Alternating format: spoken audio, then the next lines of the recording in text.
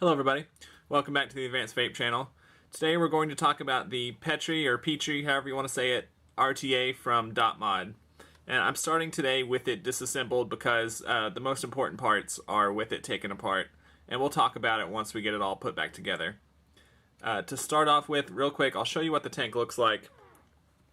It's got a base here and a postless design, and this whole top section here with a spin top juice fill.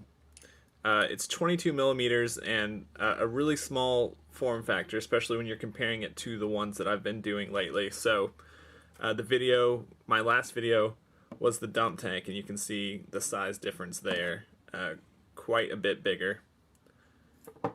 And so this is just a small postless RTA, and the postless, I can only think of one that I've reviewed in the past, but I've tried quite a few, and they're always not quite the easiest to build on, but they perform really well. So if you remember, I did a video on the Conqueror, and I really love that tank, although it's not the easiest to build on.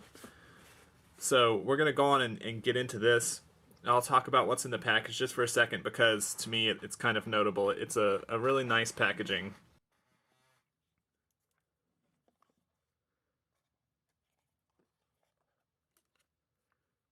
It comes with your number, serial number, and extra glass, and all that kind of stuff. But I just like the way that this looks. It comes with a little corked glass to have all your extra stuff in there, an extra 510 pin, and it came with some coils and stuff like that. But I just like the way this package looks, so I thought I'd point it out.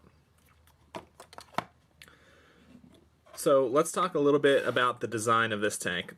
I've already put a fresh build on here, and I dry fired it so that I wouldn't try and do that on camera, because I've noticed on this type of design it's very hard to put this build in here the way that this camera is set up and have it so you guys can see what's happening. My hands keep getting in the way and stuff like that.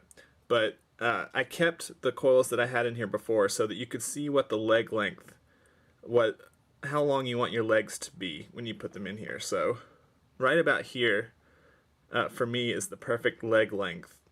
You'll want to cut all 4 legs of both coils to the exact same length about here, and put it down in there, tighten it, and then pull it towards the airflow with your jig or whatever. So I've already got this set up on here, and we'll move on to wicking, which is the main thing for this tank, is wicking. And I'm going to be using cotton bacon.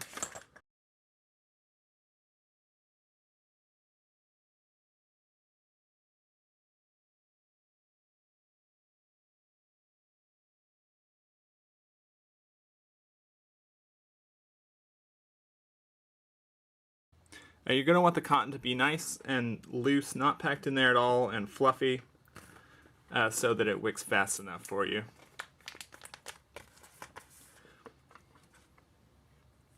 And so I'm going to cut it right about at the edge of the deck.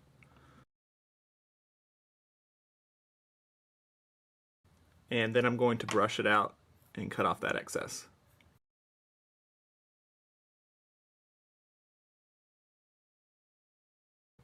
Okay, so if we look at the top section of this tank, you'll see that there's only 2 wicking ports there, and some notches in there to align them properly, kind of opposite where the coils are. So that means that both of these legs on each side have to share the same space and share the same wick hole. And that's important to getting it to wick properly for me. So what I start off doing is just tucking them both in there.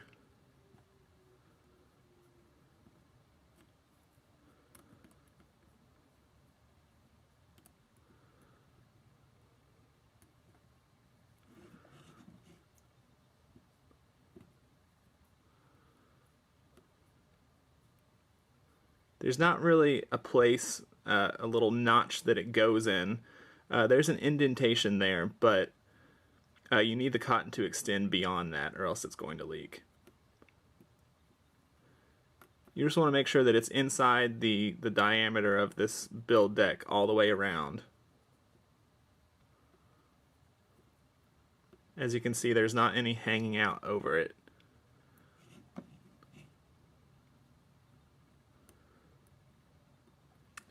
And then for me, what I do is I create a little pocket by pushing it in right there, right where that wick channel is going to be. I put a little pocket in there.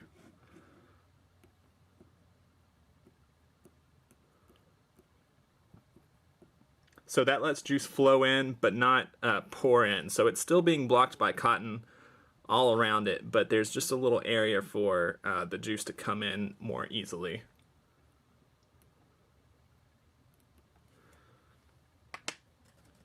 And I'm going to go ahead and saturate it,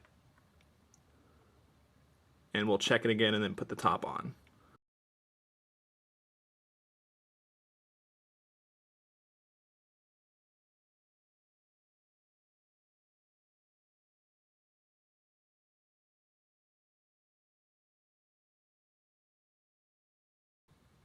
Okay, so this part is the kind of complicated part with this tank, and kind of a con to me. So to do this most easily, you're gonna want to take it off the mod.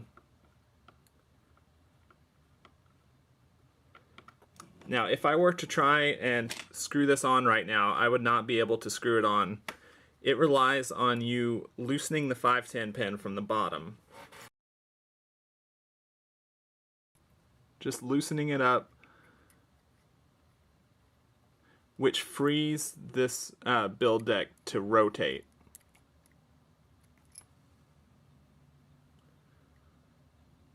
See, it can freely rotate now, which allows it to kind of turn around with the chimney as it's being screwed on.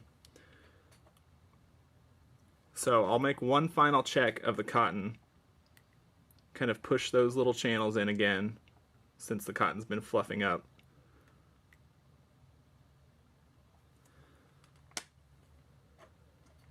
Okay, and then you just want to line it up.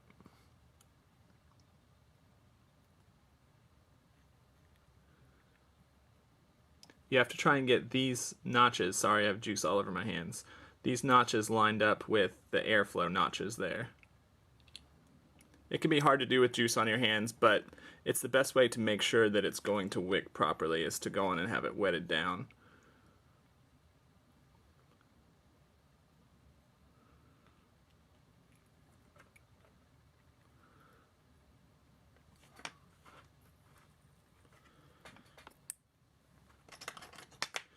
And you want to make sure that your 510 pin is still loose. Mine got tightened up again.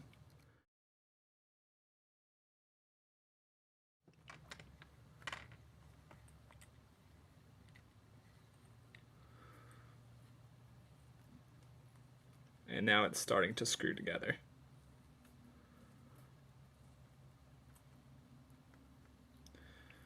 Okay, and now we've got it on there all the way. So at this point the chimney is threaded into the base, and we can tighten up our 510. I really don't like that entire system of having to loosen the 510 pin and screw it on and then tighten it again and all that kind of stuff, and it just ends up being a messy kind of pain in the butt to do. So give me just a second, we're going to get all this cleaned up and then we'll try it out. And now we're ready to fill it.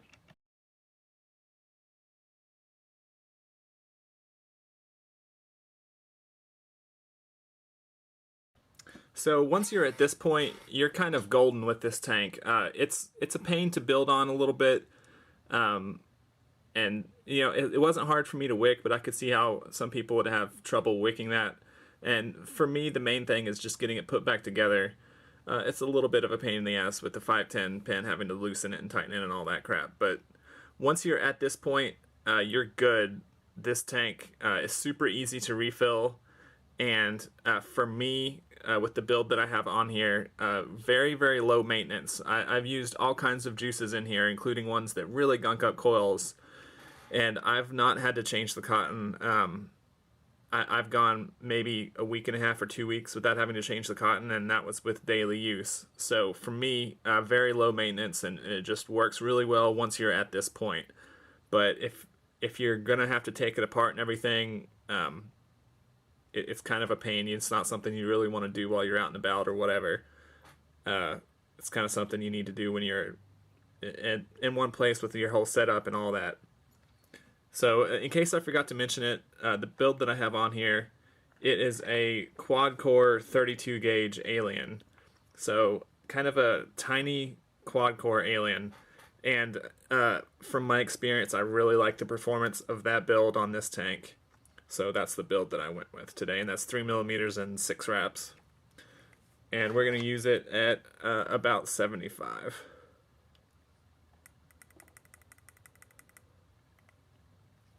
All right, and with the airflow all the way open.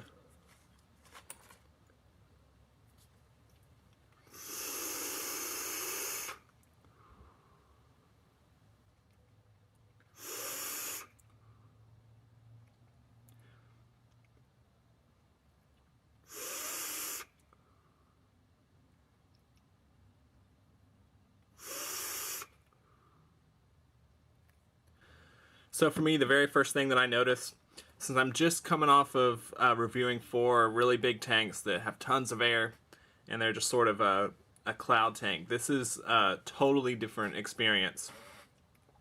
And if you've never used a postless design before, kind of the first thing that jumps out at you if you're used to using other tanks is that the airflow feels really, really smooth. It just, there's no turbulence in there at all. It's just the smooth feel to it that's kind of hard to describe. But this tank is a much more restricted airflow than the stuff that I've been reviewing lately.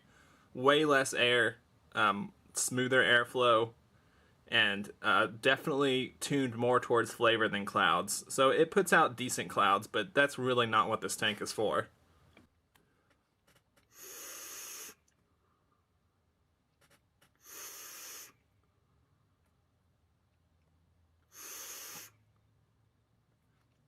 Yeah, it's extremely clear to me that this is a flavor tank. It's just a straight up flavor tank, and really terrific flavor on it.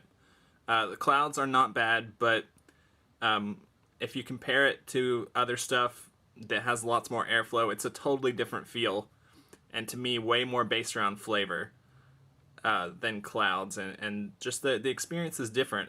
All postless designs have that kind of unique, really smooth feeling airflow that I've tried.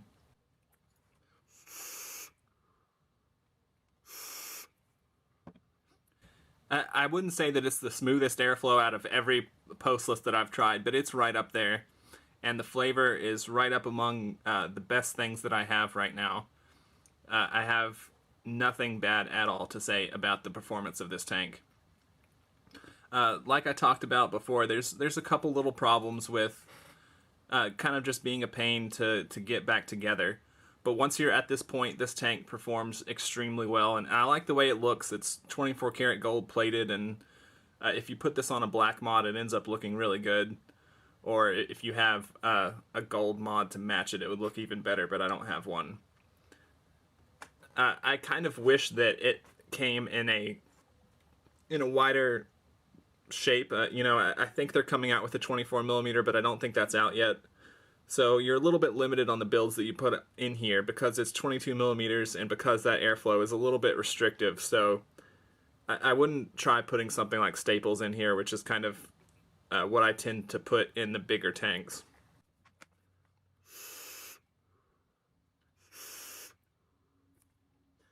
So if you're looking for a small form factor kind of flavor tank, to me, this is definitely the best one on the market right now that I've tried.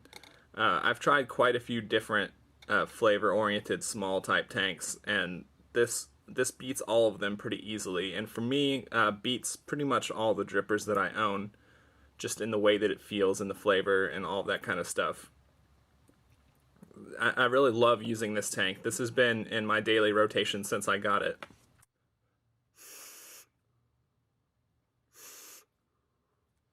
And I would recommend not wicking it any heavier than I have. So I haven't gotten any leaks at all from this wicking it the way that I did. Those kind of little pockets that I made really make the difference on flavor for me.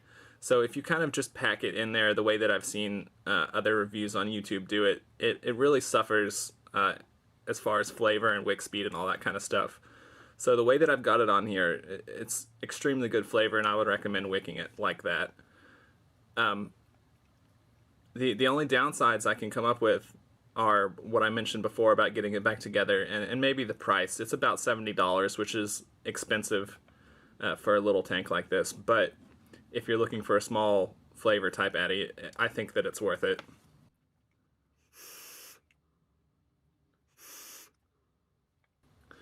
Yeah, that's pretty much it. I haven't talked to anybody that owns this tank.